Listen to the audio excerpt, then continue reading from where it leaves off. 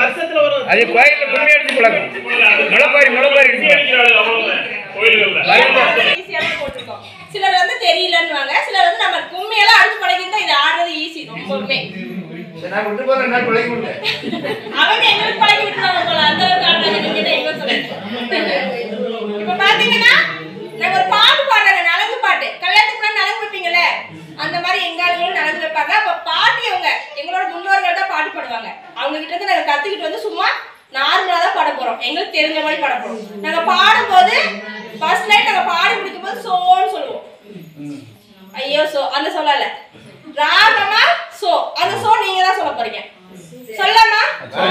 நீங்க அந்த சோ வந்து சத்தமா சொல்லைனா நிறைய ஒரு லைனை வந்து 4-5 தடவை பாடுவாங்க. நானே என்ன சொன்னேன், எங்களுக்கு தெரிஞ்ச மாதிரி ஏதோ தானே பாட போறோம். அந்த ஒரு லைனை நீங்க 4-5 தடவை கேட்கணுமா, இல்ல சோ நல்லா சத்தமா போடலாமா? சோவே சத்தமா. ஃபர்ஸ்ட் லைன் நீங்க பாடுறா, அப்ப நீங்க கவனிச்சுக்கோங்க. அடுத்த லைன் வந்து அக்கா கை காமிப்பாங்க. பாடுங்கம்மா. வெள்ளிக்கிழமை நாளு வீடு வாசல் சுத்தம் பண்ணி தங்க புருஷன் வந்து தாலி கட்ட வாரானா. சத்தம் கம்மியா இருக்கு.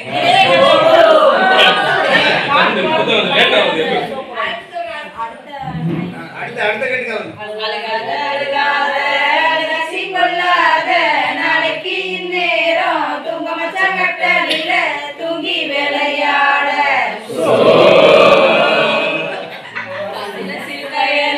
பசில சிறுபயரு பணத்துக்கு 10 படி பொண்ணுக்கு ஒரு பொந்தாளி. அம்மியடியில அமிர்த கடவுளுக்கு புண்ணியமா போகட்டுன்னு பொட்டு கட்டி விட்டாளா. அந்த வெட்டி இந்த வெட்டி அந்த வெட்டி இந்த வெட்டி எங்க அண்ணன் கட்டும் வெட்டி கம்பிக்கர வெட்டி. எல்லாரும் வண்டியில நெல்லு வரும் புல்லு வரும், எங்க அண்ணன் வண்டியில சேலத்து பட்டு வரும். கட்டுங்க தட்டுங்க கோணக்கும் பண்ணிட்டுங்க, கட்டாணி மாப்பிளைக்கு காது ரொம்ப போட்டுங்க.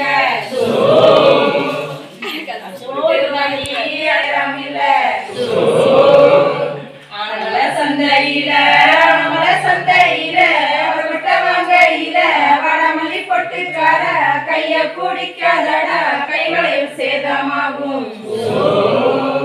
மிசனரச்சவரே முன் பல்லு சாஞ்சவரே எலுமிச்ச கனி போல என்னம கை கொடுப்பா. காலு வளர்ந்த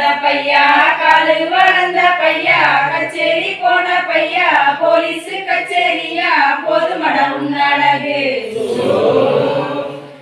நீலகிரி மலை மேல நேரு தடம் கொடுத்தா கொடுத்தா